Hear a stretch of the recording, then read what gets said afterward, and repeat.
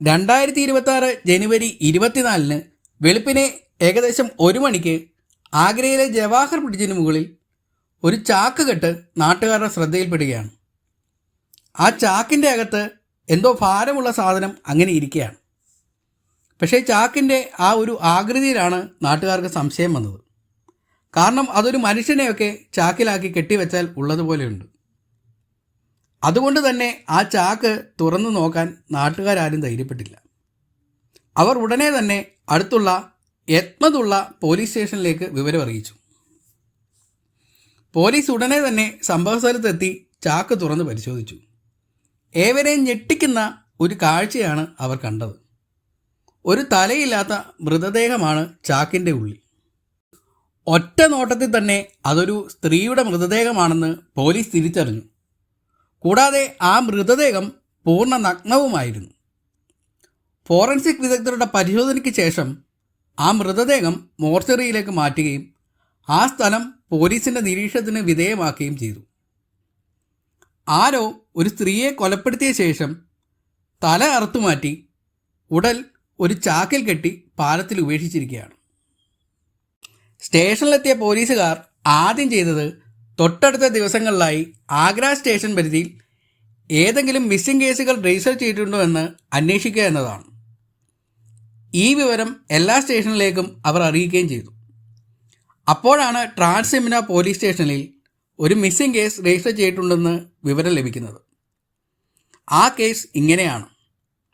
2026 ജനുവരി 23 ഏകദേശം ഒരു 8 മണിയോടുകൂടി ദീപക് ശർമ്മ എന്ന വ്യക്തി സ്റ്റേഷനിലെത്തി തൻ്റെ സഹോദരിയായ മിങ്കി ശർമ്മയെ കാണാനില്ലെന്ന് പരാതി നൽകുന്നു.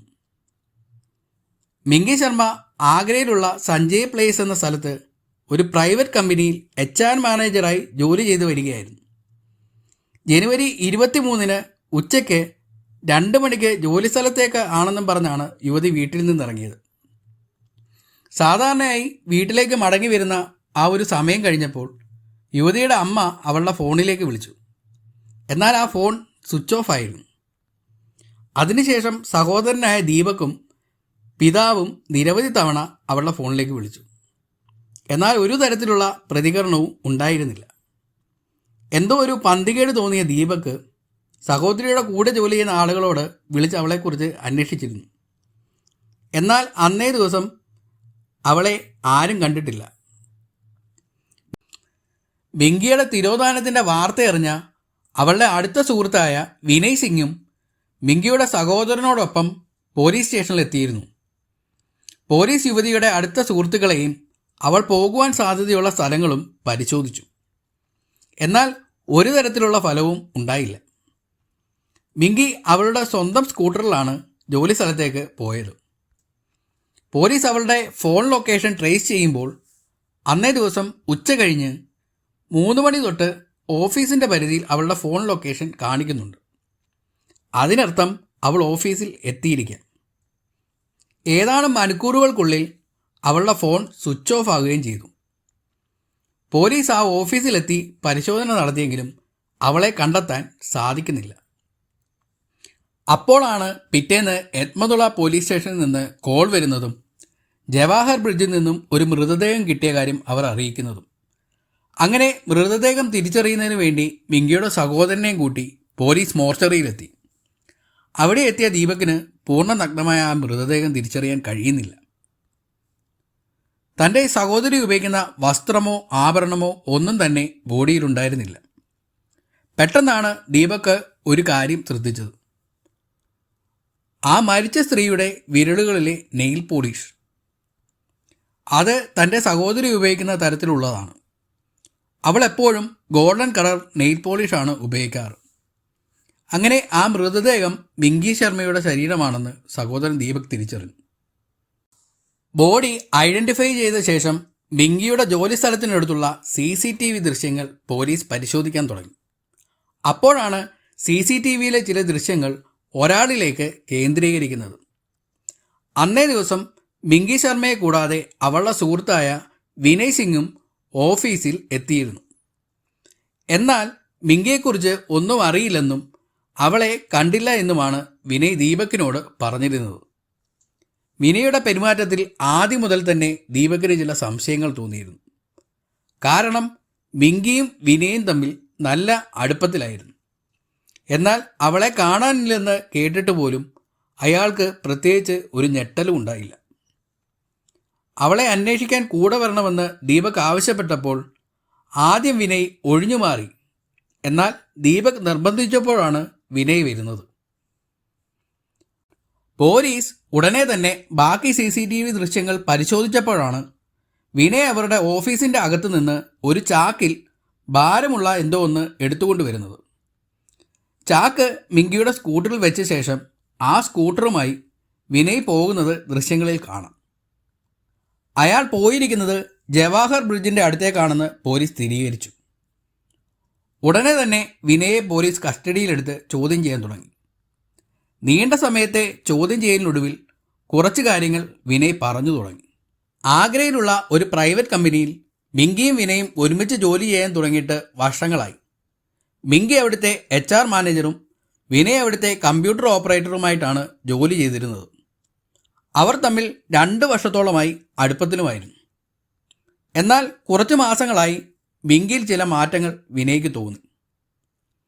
മിങ്കി വിനയെ അവഗണിക്കുന്നത് പോലെ. അതുകൊണ്ട് തന്നെ മിങ്കി മറ്റുള്ളവരുമായി ഇടപെടുന്നത് വിനയിൽ വളരെയധികം ദേഷ്യമുണ്ടാക്കി. എത്രയും വേഗം മിങ്കിയെ വിവാഹം കഴിക്കണമെന്ന് വിനയ് അവളോട് ആവശ്യപ്പെട്ടു. എന്നാൽ അതിന് സമ്മതമല്ല എന്ന് മിങ്കി പറഞ്ഞതാണ് വിനയിൽ വൈരാഗ്യമുണ്ടാക്കിയത്.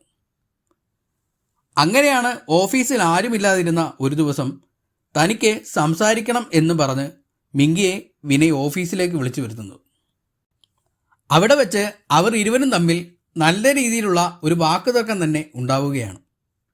മിങ്കിയെ കൊല്ലണമെന്ന ധാരണയിൽ തന്നെ വിനയ് കയ്യിൽ കരുതിയ കത്തി ഉപയോഗിച്ച് അവളുടെ കഴുത്തിൽ ആഞ്ഞു കുത്തുകയായിരുന്നു.